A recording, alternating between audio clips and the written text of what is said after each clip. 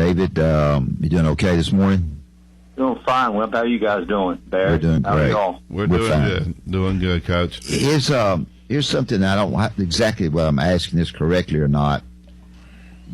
You're trying to scout people for the Jazz to decide who you want to draft, but there are people in the inner circles that maybe want to trade some of the current players that you have now. Do you know that, or are you looking for? Are you just assuming that the Jazz will be intact, and you just got to get some better players to go with those that they already have? What's the deal there? Well, if we have some inside information, Wimp, we can work along those lines. But generally speaking, what we do is just evaluate guys that we think might fit our situation, whether it be talent-wise or character-wise or really both. And then it's up to the administrative people, the front office, the GM, the assistant GM, and those people to make decisions on, who we'll have and who we won't have. They know all the inner workings, the salary structure, the salary cap, all those kinds of things. We are just concerned with trying to identify guys that we think would fit our system from one of those two standpoints. Okay, Barry. Coach, when you were here at Alabama, I know you were basically in charge of the defense, and you guys had a knack for playing hard, playing aggressive, hard defense, being help, rotating, taking charges, doing all those types of things. And I just wanted to get your take. I know you see a lot of college games now. It just seems like to me the changing of the rules have taken away hard, aggressive, tough man-to-man coaches. You look up, you see Duke playing zone now. You don't see anybody pressing like Nolan Richardson did because you'd have 20 fouls in the first half. Just where do you think the college game is on the defensive end? Do you think the rules have hurt the game? I think you're spot on, Barry. Really, I don't know if it's really hurt the game. I think they're trying to, all athletics at this point, professionally for sure, and even college has become more of an entertainment business than it has been a competitive situation. So, when I was at Alabama with Wimp, and we prided ourselves on playing hard and getting out and challenging people, putting pressure on the ball, rotating over to help, being physical in the post, all those kinds of things, and they're difficult to do now because of the fact that they have changed the rules. And I think another thing that's come into play too is people as I go look at people play, all these different teams play, that there's less really NBA caliber players out there than it used to be on any given team. So I think one of the things that they do is to try to keep their best players from fouling, so they can keep them out on the floor. And a lot of times that means going to the zone defense or playing a more or less aggressive man-to-man defense. But I think it's definitely changed. It's not the same physical play that it used to be. Whether that's good or bad, that's really for somebody else to judge. But I think it has definitely affected the college game, no doubt. David, not necessarily leagues, but are there sections of the country that really basketball players are better, more skilled, play more, know what they're doing a little bit better? Are there sections of the country like that maybe that you can find, or that all y'all find players in that area better? No, not necessarily, Wimp. I think, conventional wisdom's been, in the past that the best basketball players were in the East and the right. in metropolitan areas and so forth. I don't really think that's the case now. And the other thing is in the Southeast, where we were all those years, it's always been, the take was, well, they've got really good athletes, but they're not really basketball players. They don't really know how to play basketball. I think that's probably not true at this point. I cover the Southeast for the Jazz, and really in numbers of prospects that we have on our focus list, which is all the focus list is simply what it says, is they're the guys that we're focusing on as far as trying to decide, what they might bring to our team or whatever. And the majority of the guys, or at least the highest number in any region, is in the Southeast. So I think right now, it's one of those things where if you take arguably the best league in the country this year, most people are saying is the is the Big one 12. with Baylor and Big 12, Oklahoma, Big 12. and Texas, Yeah. and so forth in the Big 12. But when you have the SEC and the ACC and the AAC in your region, which is my region, the number of guys that we'd be looking at closely, that's where the majority of them are. Well, one other thing, and then I'll let Barry say several things. You've got a guy who can really play. He rebounds, he runs well, he probably has the ability to be good defensively.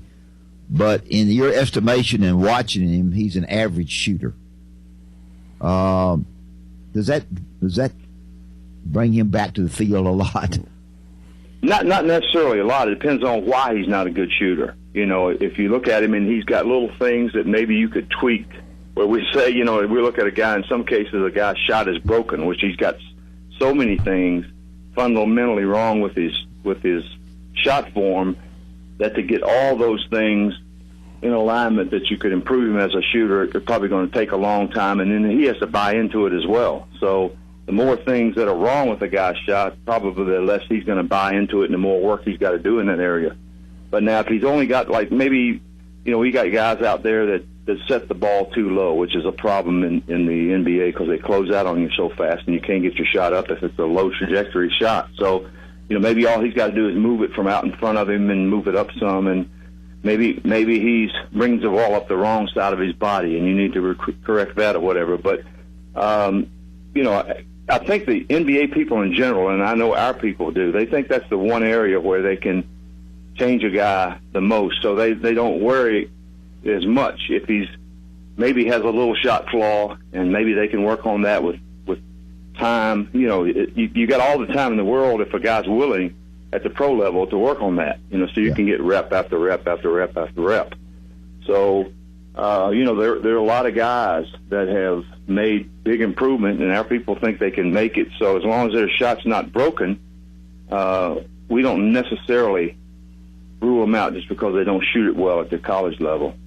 Very good. Barry. I wanted to ask you, I don't know how many guys you have scout the players, but obviously the NBA is a world game now. When you watch the draft in the first round, half the people that drafted, Dad and I couldn't even pronounce their names. They're from another country. But how do you determine if a kid from Lithuania compared to maybe a kid you're looking at in the SEC? We all understand Ben Simmons. There's only so many of those guys. But when you have a mid-round pick there, how do you and the other guys who scout get together with the people and decide which guy's best? Does everybody see all the players to compare them? How do you do that when it's time to draft? Well, our charge as regional scouts is to know our region. You know your region inside out, and then we have some crossover. Other teams coming into that region, or early in the season, you see tournaments that all kinds of teams are involved in, and what we do is at the conference tournament time, like for me, I've seen the ACC all year, I've seen the SEC all year, I've seen the AAC all year, I've seen Conference USA, whatever. So I don't go to that tournament, any of those tournaments. I go to somewhere else. In this particular case, I'm going to all these West Coast tournaments this year. But, we have some crossover that way that helps you compare guys live. But in terms of the foreign guys, we have foreign scouts, and we have our scouting director. Our assistant GM does a lot of that. They go over there several times a year on guys that our scouts in Europe have identified. And then, they do the comparisons. Then the way the scouts get brought into that deal is to, we do video studies on those guys and watch a lot of film and try to compare them with our guys that way. It's not as good as seeing them live, but, you're not going to fly everybody, all over the world in order to see players. You never get, the regions covered that way. So that's kind of how we do it. I think most clubs are similar to that, maybe a little bit different in ways, but generally speaking, you'll have your foreign scout, you'll have your scouting director go over there, and maybe somebody from the front office, and that's the way we compare them with guys here in the States. Barry? I wanted to ask you, as you've gone through and you watch the SEC this year, I know you've covered it. You know the SEC inside and out. Obviously, being in Alabama, being in Kentucky. When it's all said and done, how many teams? I know we got some teams got 6, some got 5. I think Texas A&M helped themselves last night. How many teams do you think will get in from the SEC into the big dance? Yeah, that's a tough one, Barry. I'm not real sure. I think if you go on most of these quote unquote experts that look at that, you got a couple of teams that are pretty much locks. In Kentucky, I guess Texas A&M, and then you got a couple of teams that are, fairly close getting in there, and then you got other teams that are, which is really the majority of the SEC is on the bubble. It just depends on what happens down the stretch of the season. So there's a lot of basketball to be played yet. I think the conference tournament in the SEC is going to be extremely important. So therefore, if you can get yourself situated and get a good seed and then play your way up and far up into the tournament, then that helps your case. But I don't know. I think probably. Like I said, 2 are locks, and they get more than that. It'll be maybe 4 or 5. Sure. And I think I guess if I don't know exactly how it's aligned in terms of record, but what I feel like will probably happen is it's probably going to be SEC teams that knock out other SEC teams. They'll go so far into that conference, and then that's going to be it. Now, who's going to be in those spots? That's yet to be determined. Before we let you go, one other thing. This has been a good session. At draft day, is there a lot of trying to change or trying to get this guy, trying to move up in the draft that you guys as scouts are not knowledgeable about what's going on? Yeah, we kind of have a pretty good feel for what it is. We've had a lot of discussions, a lot of conference calls, and that sort of thing. It's up to the front office people to decide exactly what it is that we're going to need and where that fits, Wimp. But it's just, we've traded up before and we've traded down before. It just depends on who you have your eyes on. We got lucky a couple of years ago that have been really good players for us that kind of dropped in the draft for whatever reason. It might be. Rodney Hood's a good example of that. Rodney Hood's a guy that probably should have been taken around 14 or 15, and he dropped all the way to 23, which we had no idea that we would get him. But, what you do is you rate your people on your board. In other words, this person, and most NBA, people think that it's aligned with position, but it's not all. It's really more designed with who is the best player, and so we had Rodney Hood on our board, and he higher than where he got picked, and just kept dropping, and we were elated when we had a chance to draft him at that spot. We thought he was way undervalued. Dave, before we let you go, we had Coach Polinsky on last week, and he told a couple good stories. No, he tells corny stories. How many times would you say after a loss did Dad quit or say he was going to resign? He was going to resign. He had enough. You guys could have it. Between getting and how many times did he fire you? Him resigning and us getting fired, it was numerous. More than I can count.